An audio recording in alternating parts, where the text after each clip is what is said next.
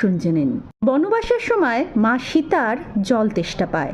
তখন ভগবান রাম চারদিকে তাকালেন, কিন্তু দূরান্তে জলের কোনো সন্ধান পেলেন না। তখন একটি ময়ূর তার কাছে এসে বলেন যে, প্রভু, আমি আপনাকে জলের সন্ধান দিচ্ছি।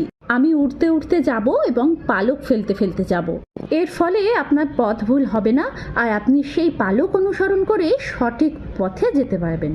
কথিত আছে ময়ূরের পালক একটি নির্দিষ্ট ঋতুতে পড়ে, কিন্তু ময়ূর যদি জোর করে সেই পালক ফেলে দেয় তবে একটা সময় পর সেই ময়ূরটি মারা যায়।